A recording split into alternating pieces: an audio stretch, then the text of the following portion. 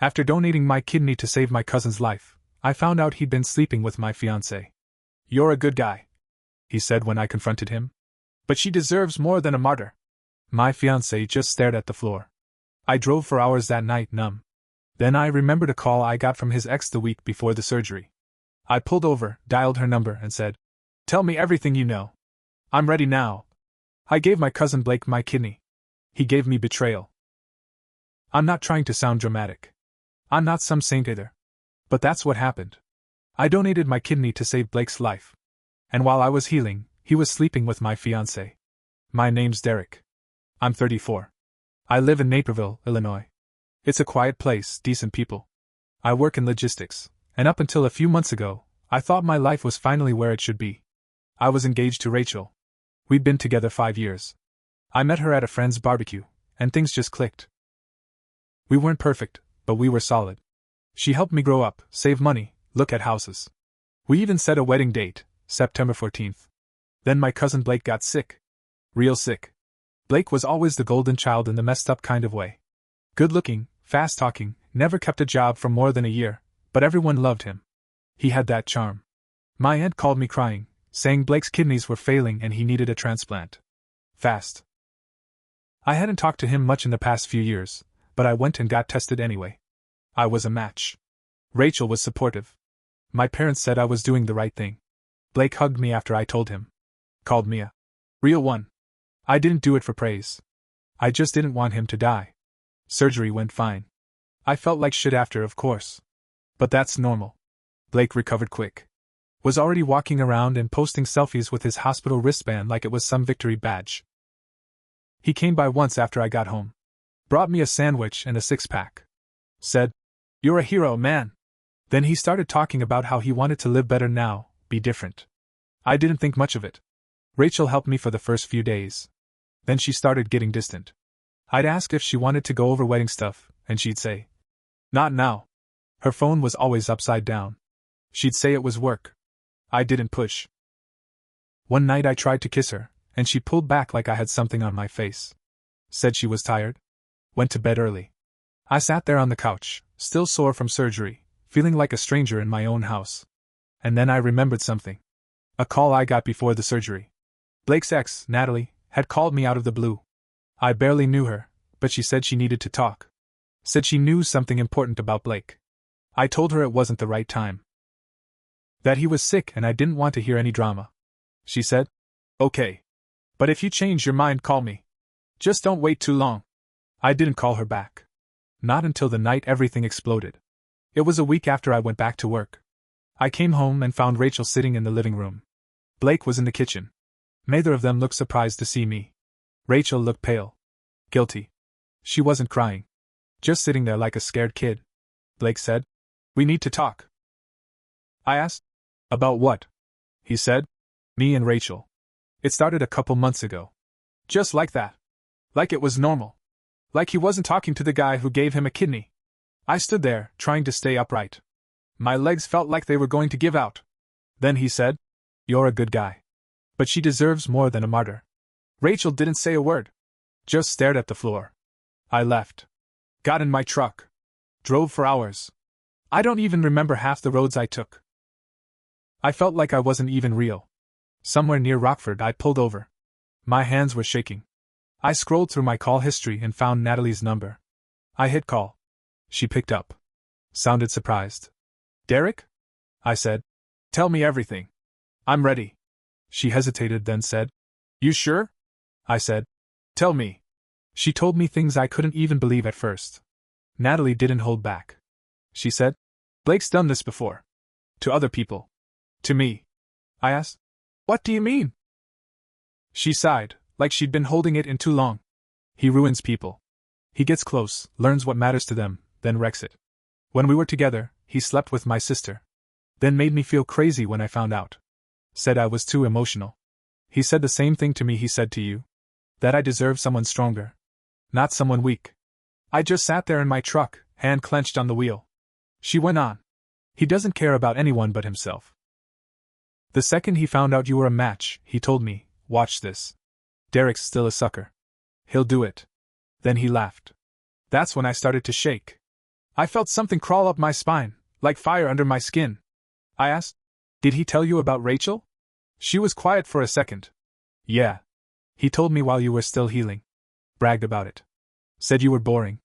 That you were too plain for someone like her." I asked the only thing I could say next. "Why are you telling me this now?" She said, "Because I saw what he did to me. And I didn't stop it when I should have. I thought maybe you wouldn't believe me. But I can't let him get away with it again." I thanked her and hung up. My whole body felt cold. But my mind was on fire. The next morning, I called into work and said I needed a few days. I didn't sleep that night. I didn't eat. I started digging. First thing I did was check the phone bill. Rachel and I were still on a shared plan. I'd never cared before. But now I saw it. Calls to Blake. Hundreds of texts. Mostly late at night. While I was recovering. While I was asleep next to her. I went to her iPad. She forgot I knew the passcode. She had deleted everything from her phone. But the cloud? That's where I found it. Pictures. Messages. Voice notes.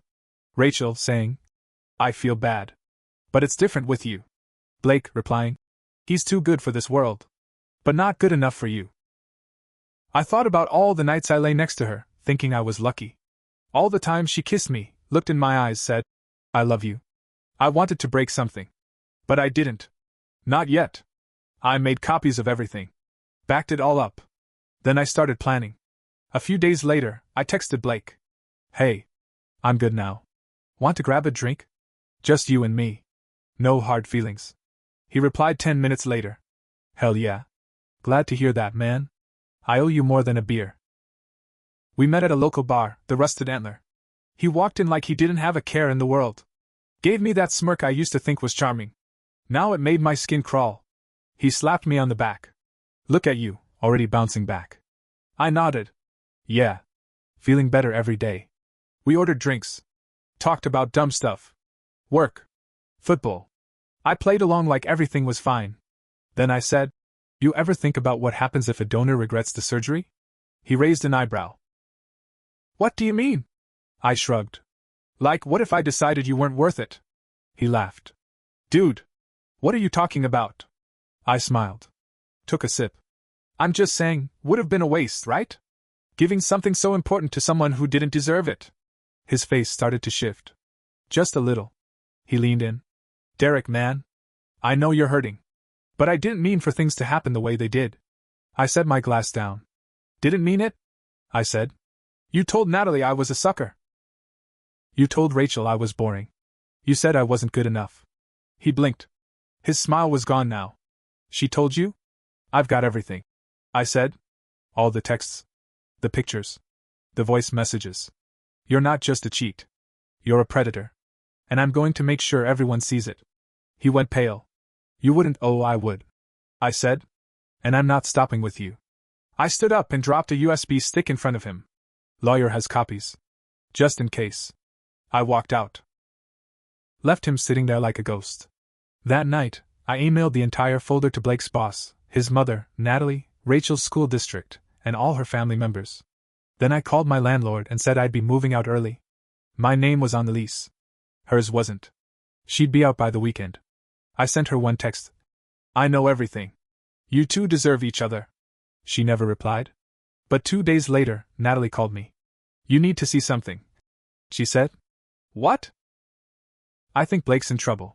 Natalie sent me a screenshot first. Then another. Then a short video. It was a group chat. A private one.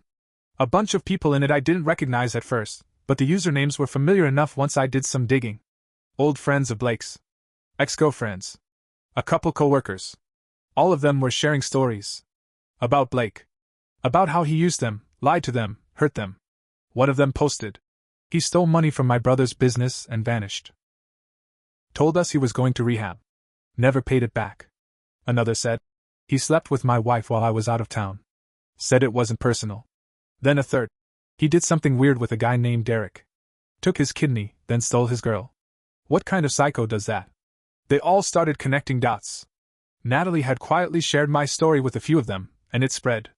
Blake had enemies. More than I ever imagined. He didn't just burn bridges, he torched whole cities behind him.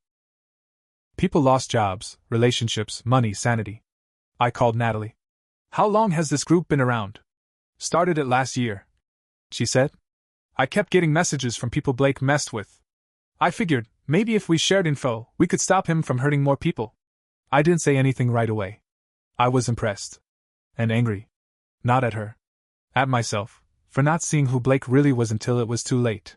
Then she said something that gave me an idea. You know he's trying to start a podcast, right? One of those men's improvement things. Like telling people how to be successful, confident. Total garbage. I looked it up. Sure enough, Blake had a YouTube channel. Barely 300 subscribers, but he was talking about discipline, mental toughness, and how to bounce back from betrayal. I watched 30 seconds before I slammed my laptop shut. The man was a parasite. And he was trying to become a public parasite. So I made a burner account. I uploaded a 5-minute video. Just a black screen and my voice. No names. Just a story. About a man who gave his cousin a kidney. About how that cousin seduced his fiancée while he was recovering. About how that cousin had done this sort of thing for years and never got caught. I didn't accuse. I just told the story. In calm, even words. Honest. Within 2 days, it had 40,000 views. The comments exploded. People asked for names. Others guessed. Some recognized the voice. And a few connected the dots faster than I thought they would. Natalie called again. You're not gonna believe this, she said. Blake tried to pitch a deal with a local podcast studio yesterday. They backed out this morning. They said they don't associate with that kind of drama. Then she laughed. But it wasn't just his podcast that crumbled. 3 days after the video, another woman messaged me on the burner account. She said she worked at the dental clinic where Blake had recently applied for financing. He'd claimed he had great credit and a clean record. Turns out, someone forwarded her the video. She looked into him. He didn't get approved. Little things started falling apart for him. One by one. I wasn't even pushing it anymore. Other people were doing it for me. That's when Rachel reached out. Not by text. She showed up at my door. She looked like she hadn't slept in days. Eyes red. Face pale. I stepped outside and closed the door behind me. What do you want? She opened her mouth like she was ready to give some speech. But then just said, I made a mistake. I didn't say anything. Just stared. She kept going. Blake, he told me things about you. Said you were boring. Controlling. That you pitted him. I was stupid enough to believe him. I folded my arms. Why are you here now? I left him, she said. A week ago. He told me I ruined everything, that it was my fault his life was falling apart. And then he snapped. Snapped how? He grabbed me. Screamed in my face. Said if I told anyone what he said, he'd ruin me. Said you already poisoned everyone against him. I looked at her. Not with sympathy.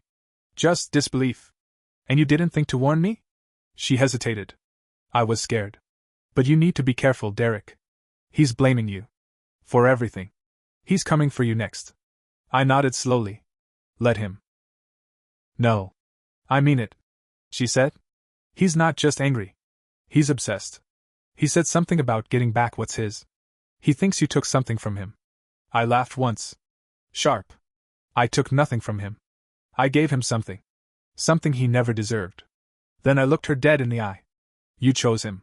You stood there while he humiliated me. You didn't speak. You didn't stop him. And now that his world is crumbling, you want to run back and play the victim? She flinched. I'm not your shelter anymore. I walked back inside. And I locked the door. That night, I got a message from a blocked number. One sentence. You better watch your back, martyr. I stared at that message on my phone for a long time. You better watch your back, martyr. It was exactly what he said the day I found out. The day he took everything and smirked while doing it. That word again, martyr. Like doing the right thing was something to laugh at. Like I was a fool for not playing dirty like him. That was the moment I knew Blake wasn't just panicking. He was planning something. I stayed quiet online. No more videos. No more posts. I wanted him to think I was done, or scared, or tired. But behind the scenes, I was still digging. Still gathering. I remembered something Natalie said months ago. Blake had bragged about defrauding a business, something about faking payroll to get an extra loan. I called the guy she said he scammed. Took a while, but I convinced him to talk. He gave me documents. Emails. Even voice messages Blake left when he ghosted him after taking 10 grand. I compiled it all. Organized it. I had a contact in local law enforcement, an old high school friend named Luke, now a detective. I sent it to him. He called me back the next day. "Derek, this guy's a walking felony," he said. "You did half our job for us." Then came the cherry on top. "Remember the transplant?" Turns out Blake never disclosed on his insurance paperwork that his condition was genetic. He had a family history of renal disease and lied on the forms to skip higher premiums. That's insurance fraud. His private health insurer had already been suspicious. When my videos started circulating, and when Blake's name kept coming up in shady dealings, they started pulling records. Luke told me, "You better keep your phone close. This guy's about to get a wake-up call." And he did. Exactly 10 days later, Blake was arrested in the parking lot of a cheap gym he worked at part-time. Fraud. Theft. Assault. Violation of insurance policy. Identity falsification. The works. And not just that. When the cops searched his apartment, they found stolen IDs, burner phones, and something else. A notebook. Inside were names. Lots of them. Most crossed out. Some circled. My name? Circled 3 times. Underlined. The title on the front page? People Who Owe Me. Yeah. The man was a full-blown narcissist. Rachel tried reaching out after the arrest. Left a voicemail crying, saying she didn't know how deep it went. That she got caught up. I saved it. Just in case. But I never replied. Instead, I sent her a message through her school district's ethics board. With proof of her affair with Blake, during school hours, on school property. Photos from the iCloud backups. Screenshots. Enough to make a statement. They fired her. Not publicly. But she's no longer a counselor. Natalie? She became something unexpected. A friend. We met a few times in person after all that. Drank coffee, shared stories, sat in silence when we needed it. She told me she always wanted to go back to school and become a therapist. I told her she'd be damn good at it. I still remember what she said the night I told her Blake was arrested. "Sometimes justice isn't loud. Sometimes it's slow and sharp. And it cuts the right people when they least expect it." She was right. Blake's trial dragged on for months. He pled not guilty. Tried to spin some story about being manipulated, abused, misunderstood. But the evidence? Rock solid. He got 8 years. No parole for the first 5. When the sentence was read, he finally looked scared. Not angry. Not smug. Just empty. It was the first honest thing I ever saw on his face. And me? I got healthy. Took time off. Started therapy. Cut ties with every toxic person in my life. Moved out of Naperville. Got a job doing the same work in a quieter town nearby. Different faces. Less noise. Every now and then, I still think about the moment I stood there in my own house, hearing the man I saved tell me I wasn't enough. That she deserved more. And I remember how Rachel just stared at the floor. That memory used to destroy me. Now it fuels me. Because I gave a part of my body to someone who used me. But what I took back in return was his future. His reputation. His voice. He'll never be the same again. And neither will I. But I didn't lose. I survived. And then I made sure he didn't.